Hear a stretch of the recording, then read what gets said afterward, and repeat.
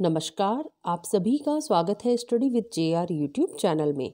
आज के इस वीडियो में हम अध्याय 4 पढ़ेंगे जिसका नाम है शब्द विचार और अध्याय 4 का ये भाग 2 है। इससे पहले हम भाग 1 पढ़ चुके हैं जिसके अंतर्गत हमने शब्द के रूप देखे थे, शब्द के भेद देखे थे, शब्द के 2 भेद देखे, विकारी शब्द और अविकारी शब्द।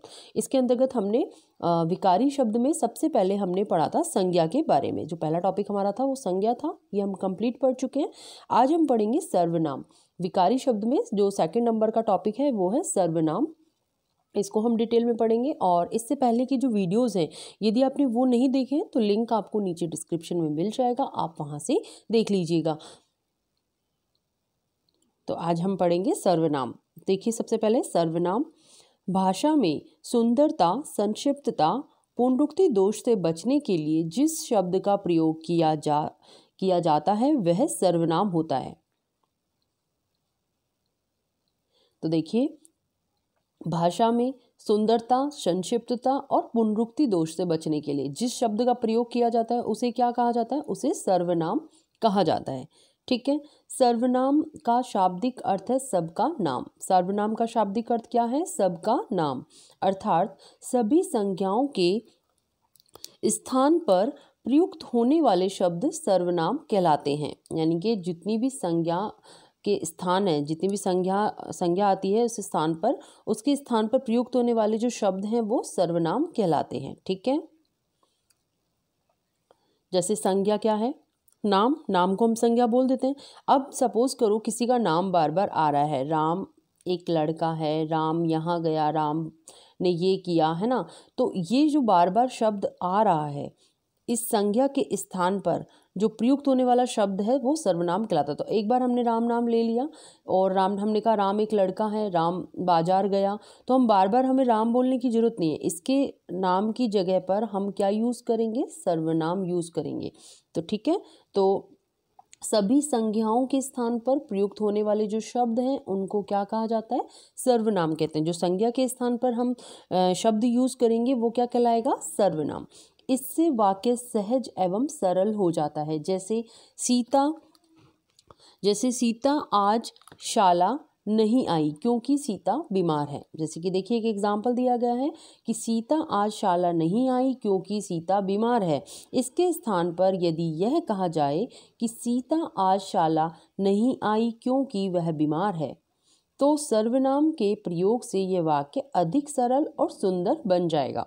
बार बार हम नाम लेते हैं तो अजीब लगता है, वो वाक्य भी सुंदर नहीं लगता है। तो संज्ञा के स्थान पर हम किसका यूज़ कर सकते हैं? सर्वनाम का यूज़ कर सकते हैं। इससे क्या होगा? वाक्य सरल भी हो जाता है और वाक्य सुंदर भी लगता है ना। जैसे कि एग्जाम्पल में आपको देखिए बताया गया कि सीता आज शाला नहीं आई क्योंकि सीता बीमार है।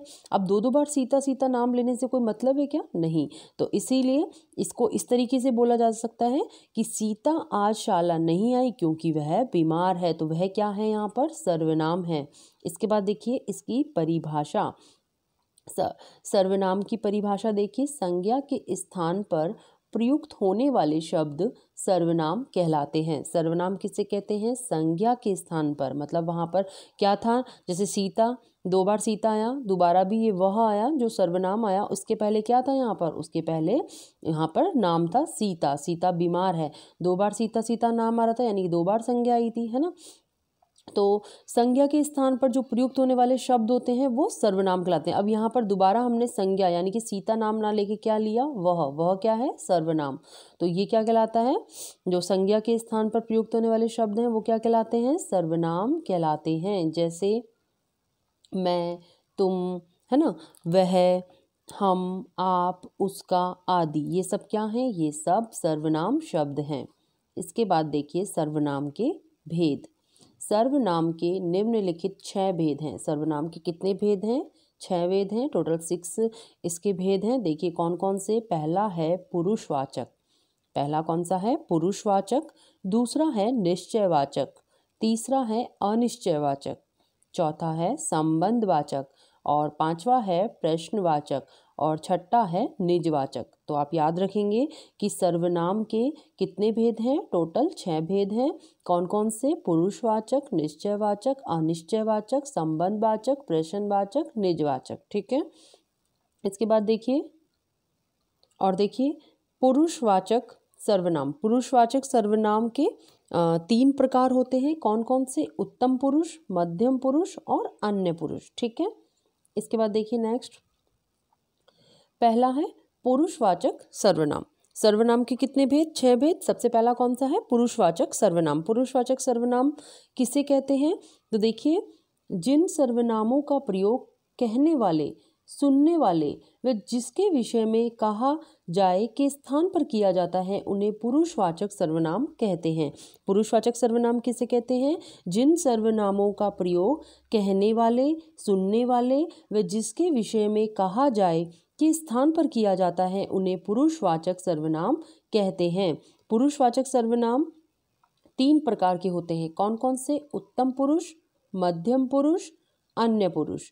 उत्तम पुरुष क्या है? देखिए, बोलने वाला या लिखने वाला व्यक्ति अपने जिन सर्वनामों का प्रयोग करता है वे उत्तम पुरुष सर्वनाम कहलाते हैं।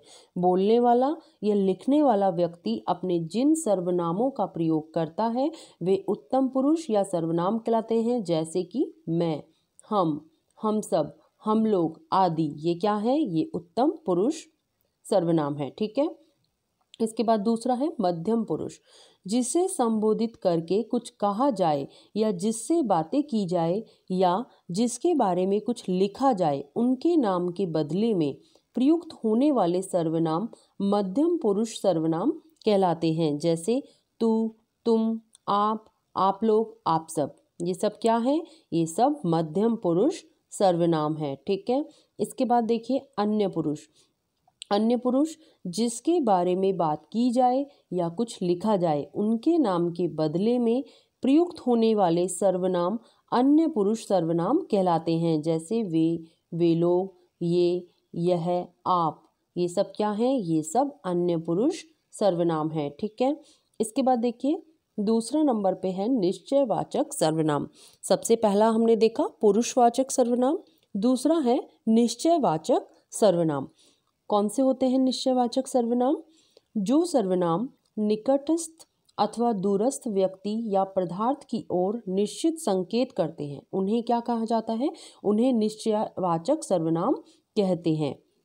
इसके मुख्य 2 प्रयोग हैं। पहला है निकट की वस्तुओं के लिए यह, ये। दूसरा है दूर की वस्तुओं के लिए वह, वे।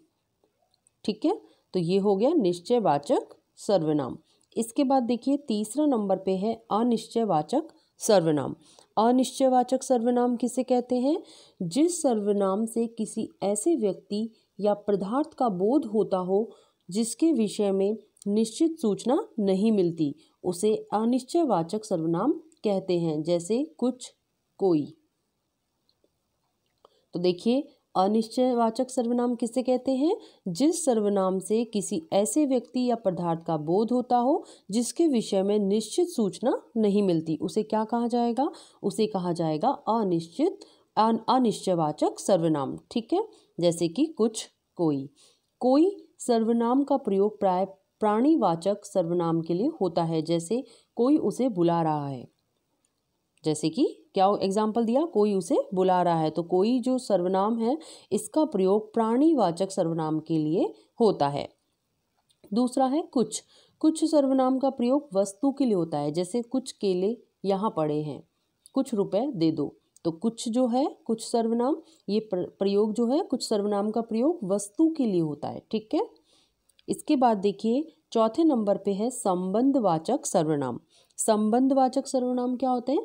2 उपवाक्यों के बीच में प्रयुक्त होकर एक उपवाक्य की संज्ञा या सर्वनाम का संबंध दूसरे उपवाक्य के साथ दर्शाने वाला सर्वनाम संबंधवाचक सर्वनाम कहलाता है। संबंधवाचक सर्वनाम किसे कहेंगे? 2 उपवाक्यों के बीच में प्रयुक्त होकर एक उपवाक्य की संज्ञा या सर्वनाम का संबंध दूसरे उपवाक्य के साथ दर्शाने वाला जो सर्वनाम है वो संबंधवाचक सर्वनाम कहलाता है, जैसे कि जो, जिसे, जिसका, जिसको। जो सोएगा सो खोएगा, जिसकी लाठी उसकी भैंस, जो सत्य बोलता है वह नहीं डरता। तो इस प्रकार से देखिए एग्जाम्पल में आपको दिखाया गया है। ये सब क्या है? संबंधवाचक सर्वनाम है। ठीक है, इसके बाद देखिए 5वें नंबर पे प्रश्नवाचक सर्वनाम। प्रश्नवाचक सर्वनाम जिस सर्वनाम का प्रयोग प्रश्न पूछने के लिए होता है, जिस सर्वनाम का प्रयोग प्रश्न पूछने के लिए होता है उसे प्रश्नवाचक सर्वनाम कहते हैं। जैसे कि क्या, किससे, कौन।